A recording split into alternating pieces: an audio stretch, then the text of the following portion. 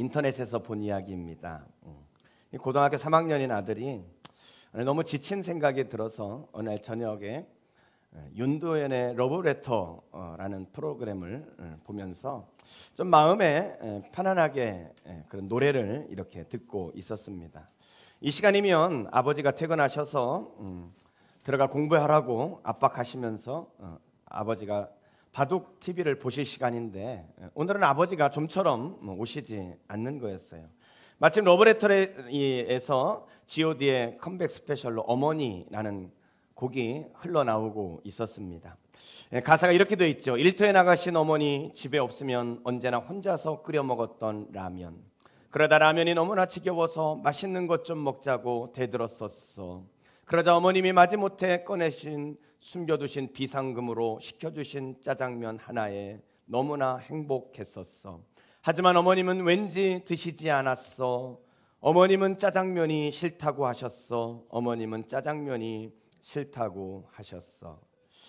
아들은 노래를 들으며 아버지 생각을 했습니다. 부모 마음은 다 똑같은 것일까? 이 늦은 시간까지 가족을 위해 일하시고는 그저 여가라고는 바둑 TV 보는 것 딸랑 하나뿐인데, 이렇게 생각을 하니까 그런 아버지에게 불평했던 자기 자신이 부끄럽다는 생각이 들었습니다. 근데 그때 마침 아버지가 들어오시는 거예요. 아빠, 오늘은 좀 늦으셨네요. 여태 안 자고 뭐 하고 있냐? 아버지의 그 무뚝뚝함의 의미를 아들은 이제 조금 이해할 것 같았습니다. 지금까지 공부하다 잠깐 TV 보고 있는 거예요.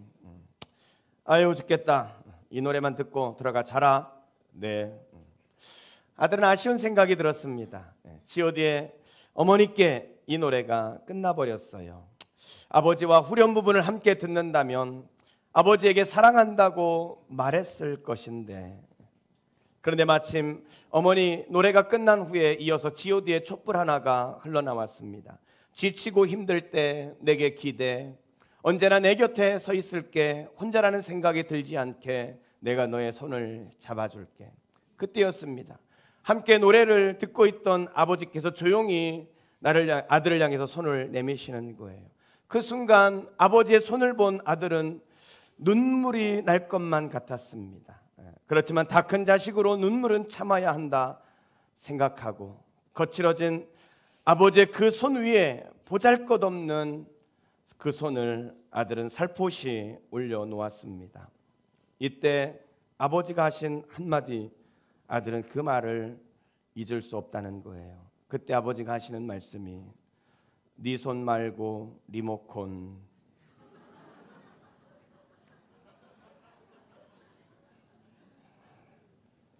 부모와 자식이란 생각만 해도 눈물 나는 애틋한 사랑이면서 때론 그 사랑을 제대로 표현하지 못해서 아픔과 상처로 얼룩진 것이 사실입니다. 사실 선택의 여지가 없이 만들어진 관계가 부모와 자식의 관계 아닙니까? 친구라면 선택해서 사귈 수 있지만 태어나고 보니 내 부모님이시고 낳고 보니 내 자식이 되었습니다. 누가 부모를 선택하고 누가 자식을 선택할 수 있겠습니까? 그래서 좋은 부모든 나쁜 부모든 혹은 좋은 자녀든 나쁜 자녀든, 저는 여기에서 나쁜 부모, 나쁜 자녀라는 표현은 그렇게 좋지 않는 표현이라고 생각하는데, 그렇지만 이에 대해서는 절대로 이의를 제기할 수 없다고 생각합니다. 부모님이 마음에 안 든다고 남의 부모하고 바꿔치기 하겠습니까? 아니면 내 자식이 마음에 안 든다고 남의 자식이라고 바꾸겠습니까? 이런 운명적 관계라면 먼저 그대로를 받아들일 줄 아는 사람이 지혜로운 사람이라고 생각합니다. 그리고 그런 운명적 관계를 아름답게 만들어가는 것, 그것이 오늘 이 시대를 살아가는 부모와 자식에게 주어진 과제가 아닐까요? 그래서 부모는 부모의 역할을 배우고 자녀 교육에 대해서 배우는 것이고, 자식은 자식의 역할을 배우고 효도에 대하여 배워야 한다고 생각합니다. 오늘 우리가 읽었던 본문 속에서는 부모는 어떻게 자녀를 양육하고 자녀는 부모에게 어떻게 해야 되는지 그것을 우리에게 소개하고 있습니다. 어린이날과 어버이날을 맞이해서 우리가 더 좋은 부모, 더 좋은 자녀가 되기 위해서 오늘 이 말씀을 통해서 우리가 어떻게 해야 될지를 함께 배워보기를 원합니다. 자, 그렇다면 성경이 가르치는 부모와 자녀의 관계는 어떠해야 할까요? 첫째, 부모는 자녀를 말씀대로 양육해야 합니다. 자신이 부모라고 여기시는 분들은 한번 저를 따라서 한번 해보시기 바랍니다. 부모는 자녀를 말씀대로 양육해야 합니다. 자녀를 양육하되 말씀으로 양육하라는 거예요. 그런데 여러분, 자녀를 양육하는 게 어디 쉽습니까? 아들이 얼마나 속을 썩이는지, 엄마가 너무 속이 상해가지고 아들에게 이렇게 말했어요. 아들이 아니고 이 왼수야. 너 때문에 정말 못 살겠다. 이 엄마 눈 주름살 늘어가는 것 좀 봐. 주름살 늘어가는 것 좀 봐.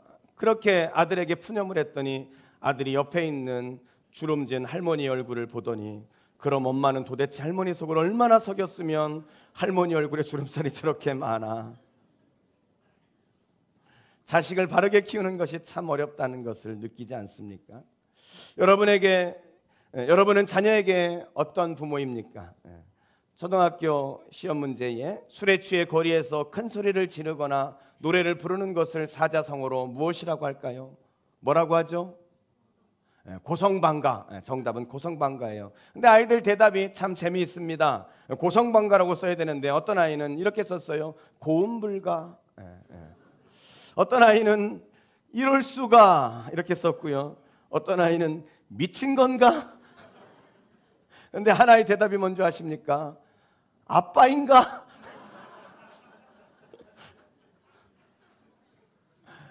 여러분은 자녀에게 어떤 부모입니까? 여러분, 자녀를 잘 양육하고 계세요? 여러분은 자녀를 잘 양육하고 계십니까? 사실 이런 질문을 들을 때 우리 부모의 마음은 작아지는 것이 사실입니다. 더 잘해주지 못해서 미안하고, 내가 바르게 양육하고 있는가를 생각하면 부끄럽게 여겨지고, 사랑한다고 사랑해서 했지만 때론 그 사랑이 사랑하는 자녀들에게 상처를 주는 것이 사실 아닙니까? 어떻게 길러야 할까요? 도대체 어떻게 이 자녀를 길러야 할까요? 오늘 성경은 우리에게 이렇게 권면합니다. 오늘 본문 4절에 보니까요, 또 아비들아, 너희 자녀를 노엽게 하지 말고 오직 주의 교훈과 훈계로 양육하라. 이 말씀에 보니까 자녀를 노엽게 하지 말고 주의 교훈과 훈계로 양육하라는 거예요. 골로새서 3장 21절 병행구절에 보니까 이렇게 말씀합니다. 아비들아, 너희 자녀를 노엽게 하지 말지니 낙심할까 함이라. 여러분, 이 말씀에 공통적인 것이 있죠. 어떻게 하라는 거예요? 자녀를 노엽게 하지 말라는 거예요. 자녀를 노엽게 하지 마라. 자녀를 노엽게 하지 마라. 쉽게 말해서요, 자녀 열받게 하지 마라, 그 말이에요. 자녀 열받게 하지 마라. 여러분, 사실 이 말씀이 기록되어질 당시에 이 로마가 전 세계를 지배하던 시대 아닙니까?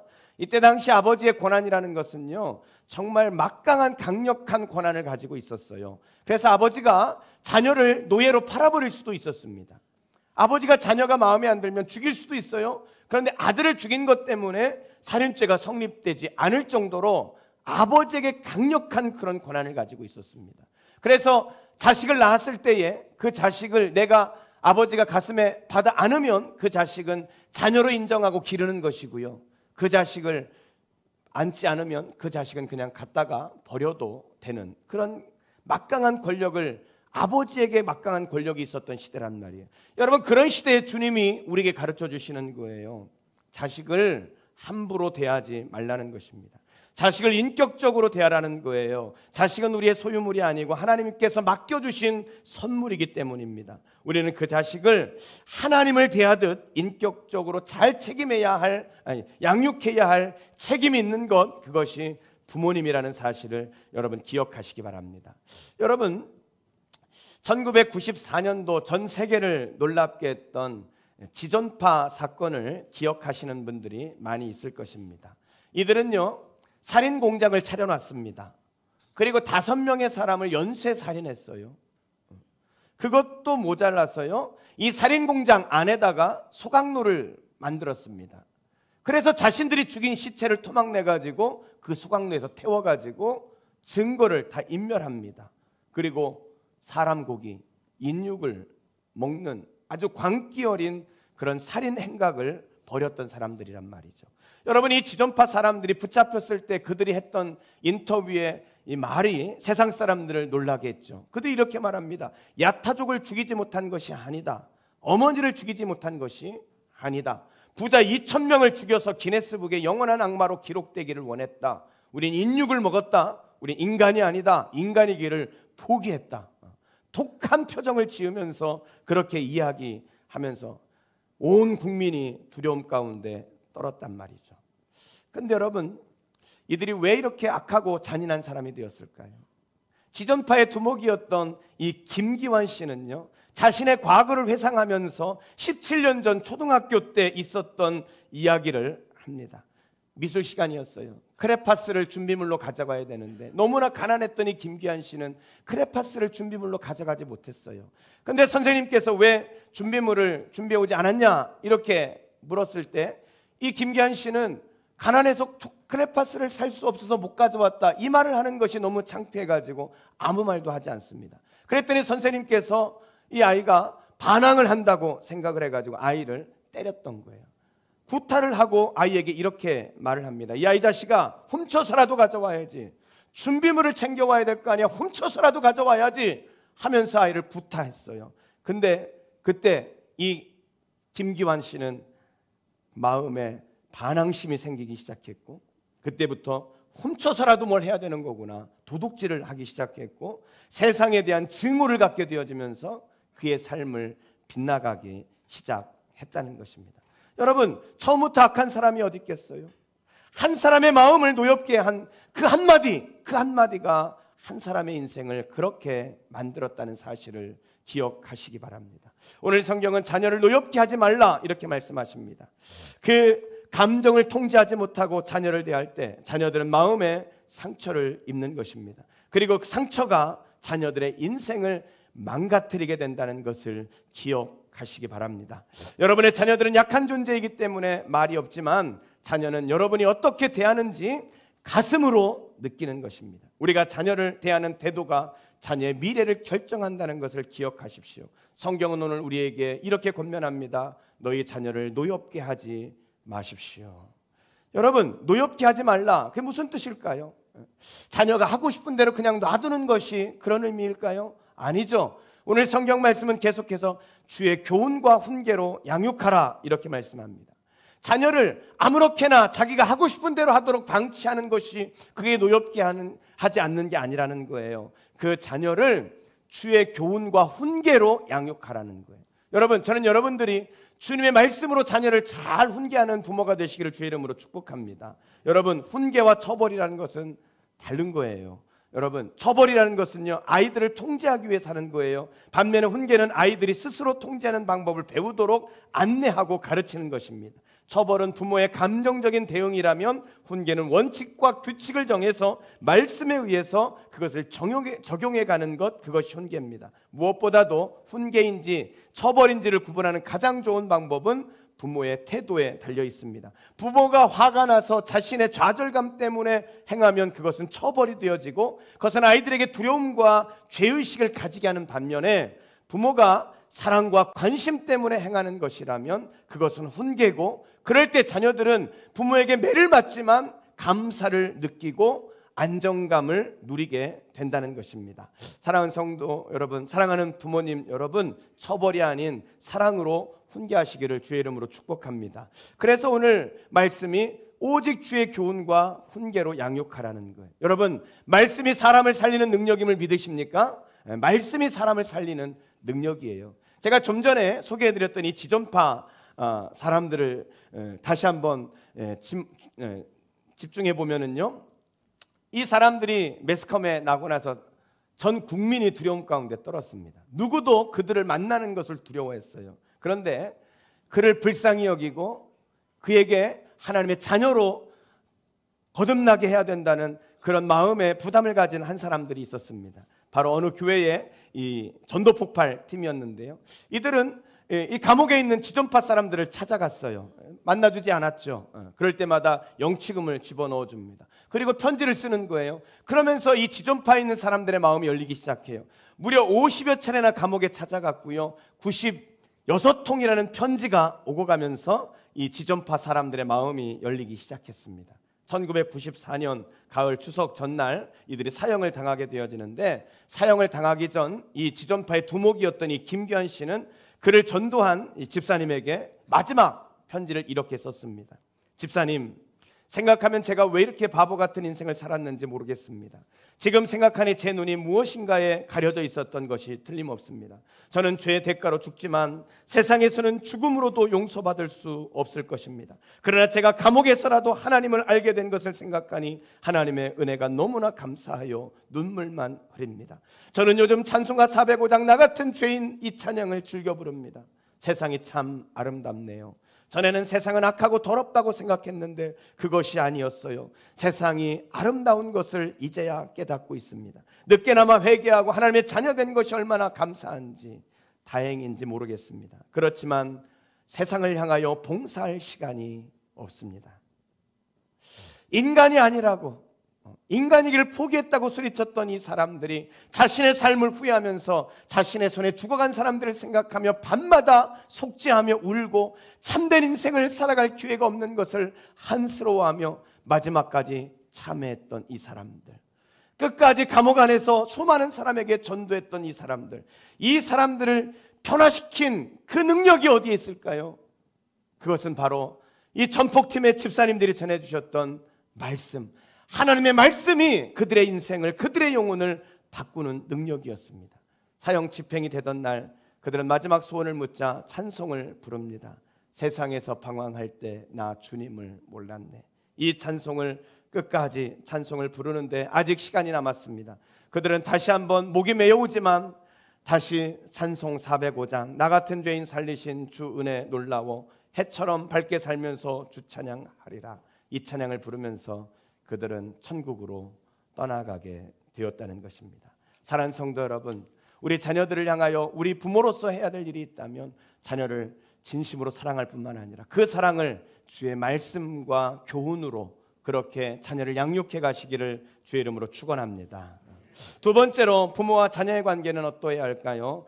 둘째는 자녀는 부모에게 순종해야 합니다.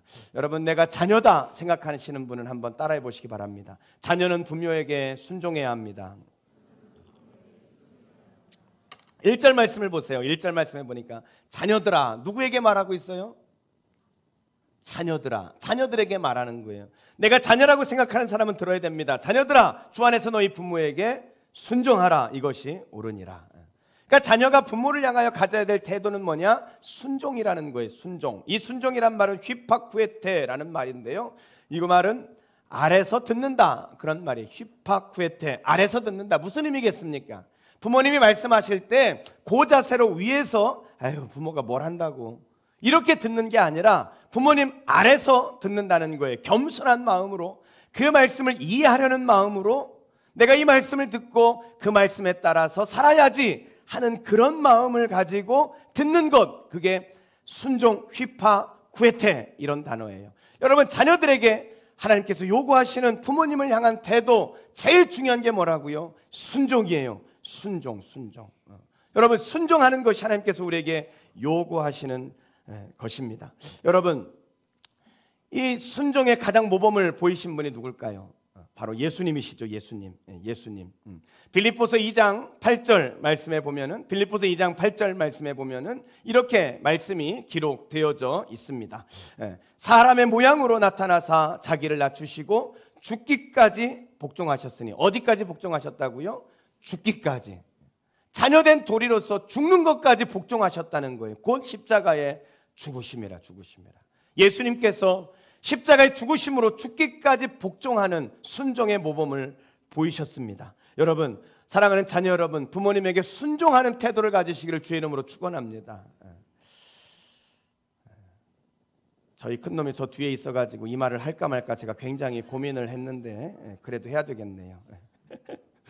우리 큰놈이 사춘기 때였어요. 엄마하고 아주 갈등이 이렇게 참 많았죠. 근데 그날 집사람이 좀 과하게 꾸중을 했는지 이놈이 그냥 아무 말 안 하고 자기 방에 들어가서 침대에 누워가지고 이렇게 있는 거예요. 그래서 제가 이제 들어갔죠. 방에 들어가가지고 엄마한테 혼이 나도 속상하지 하고 이제 제가 이제 같이 누워가지고 침대에 누워서 그렇게 달래주면서 그렇게 말했어요. 그런데 이 녀석이 그날 엄마한테 혼난 게 그렇게 억울했나 봐요. 이놈이 하는 말이 뭐냐면 어른이 먼저 잘해야지. 그리고 이불을 싹 뒤집어 쓰는 거예요. 정말 어이도 없고 버릇없다는 생각이 들었지만 엄마에게 혼이 나서 그러겠지, 나무라지 않고 그냥 재웠습니다.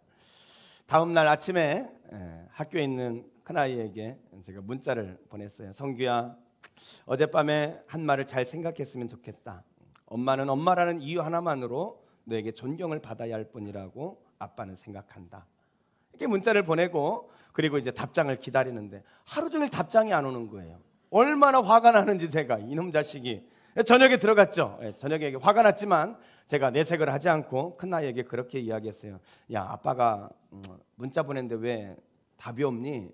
이렇게 물었더니 이 녀석이 하는 말이, 아빠, 나 오늘 핸드폰 안 가져갔거든. 잠시 후에 문자를 확인하더니 그리고는 성규가 방으로 들어갔어요. 그리고 단문자가 왔어요. 아빠, 나도 그 말을 한 것 때문에 하루 종일 마음이 불편했어요. 죄송해요. 엄마한테 사과할게요. 그리고 그날 밤 엄마한테 사과를 했습니다. 여러분, 순종, 이것이 바로 효도의 시작이에요. 어머니의 말씀 앞에, 아버님의 말씀 앞에 내 자신을 아래 두고 듣는 것입니다. 그래서 여러분, 오늘 말씀 1절 말씀에 보면은 이렇게 말씀하고 있지 않습니까? 자녀들아, 자녀들아, 주 안에서 너희 부모에게 순종하라. 이것이 어떻다고요? 옳은 것이라는, 옳은 것이다. 부모의 말씀이 아무리 시대에 뒤떨어지는 것 같고 현실적이지 못하고, 그래서 받아들이지 못하고 순종하지 못하려는 그런 자녀들이 있습니다. 그러나 여러분, 성경은 부모님이 배우지 못했거나 시대에 뒤떨어져 있고 현실적이지 못하다 할지라도 순종하는 것이 옳다는 거예요. 시대 감각에 맞는 내 생각보다 부모님께 순종하는 것이 더 옳다는 것입니다. 여러분, 왜 그럴까요? 왜냐하면 하나님께서 이 땅의 모든 부모들에게는 자기 자신보다 자식을 더 사랑하도록 그 마음을 하나님께서 부모들의 마음 가운데 넣어 주셨기 때문입니다. 자신보다 자식을 더 사랑하는 그것이 부모의 마음이기 때문에 그 부모가 하는 말이라면 그것은 모두가 자식을 위한 말이기 때문이에요. 그래서 순종하는 것이 옳다는 것입니다. 뿐만 아니라 이것은 하나님의 말씀이기 때문입니다. 우리가 하나님의 말씀이기 때문에 시대 감각이 떨어지고 현실적이지 않아도 그 말씀에 순종하면 하나님께서 그 순종을 책임져 주시는 것입니다. 그래서 부모에게 순종하는 것이 옳은 것입니다. 순종할 때 유익한 거예요. 성경이 가르쳐 주신 자녀를 향한 부모의 태도, 부모를 향한 자식의 가장 중요한 태도, 사랑하는 자녀 여러분, 부모에게 순종하시기를 주의 이름으로 축복합니다. 시 한 편을 하나 읽어드리고 영상을 좀 한 편 보려고 합니다. 제목, 모두 꽃이다. 지은이, 이성규. 아이는 꽃과 같다. 지지 말라 하여 꽉 부여잡으면 그 힘에 붙여 저문다. 부모는 걸음과 같다. 꽃을 피우고자 하여 온몸을 다하다 자신을 잊어간다. 아이는 꽃과 같다. 겨울이 다가오면 수구려 다음을 기약하다 곧 자신을 꽃 피운다. 부모는 걸음과 같다. 한때 꽃이었던 그들은 아이의 양분이 되어 다시 꽃으로 핀다. 그렇게 다 꽃이다. 모두 다 꽃이다. 김준명 씨, 류명수 씨, 김유영 여사님, 임영자님 뭐 하고 계셨어요? 최근에 어머니와 통화. 그저께 했어요. 이틀 전에 카톡했나? 저 매일매일 해요. 짠.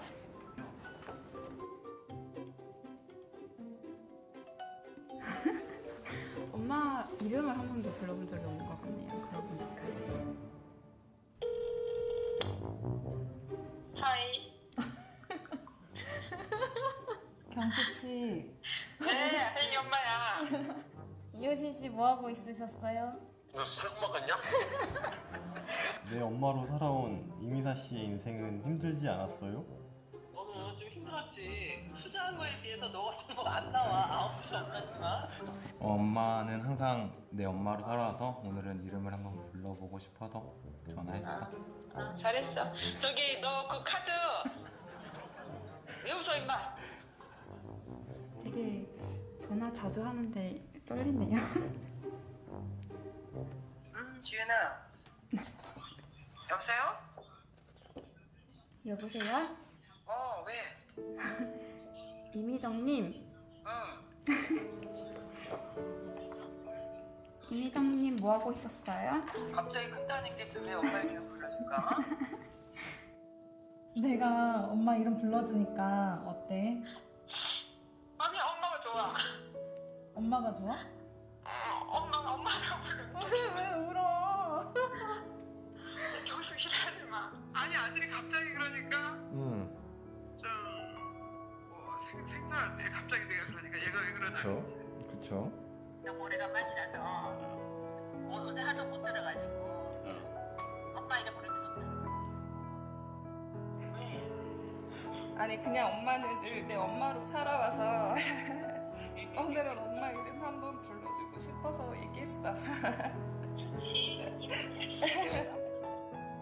내 엄마로 살아본 이미정 씨의 인생은 힘들지 않았나요? 많이 힘들었어요. 두 딸 있어서 너무 행복했어요. 고마워 딸. 전화 보내줘서. 얘네들만 생각하면 좋았어. 항상 기쁘고 행복하고. 물론 뭐 일도 하고 그러느냐고 힘들겠지만 너네들을 위해서 밥 해주고 빨래 해주고 집안일하는 건 하나도 힘들었다고 생각 안 해. 바쁘고 힘들었지만 좋은 일이 많았지. 기쁠 때가 많았지. 바쁘게 너희들 키우고 할 때가 좋았다. 딸이 셋이나 있어서 견딘 거야 지금까지?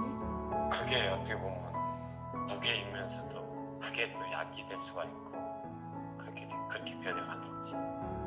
너희들은 아직 몰라. 엄마의 마음을 모르지. 그게 부모의 사랑이야. 그게 부모의 사랑. 엄마들 고마운데 잘 커주고 이쁘게 커져서 감사하다. 야 너 같은 아들이 엄마 아들 못 넣어줘. 아무튼 고마워. 너도 고마워. 엄마를 만들어줘서 고마워. 지문 보자마자 너무 눈물이 핑 돌아가지고 네. 힘들게 했던 아들이었던 것 같은데 그렇게 말해줘서 너무 고맙고. 아니 말씀 못 드렸는데 항상 정말 감사하고 앞으로는 조금 더 고맙다는 말을 자주 하는 아들이 되도록 노력하겠습니다. 사랑합니다. 사랑합니다.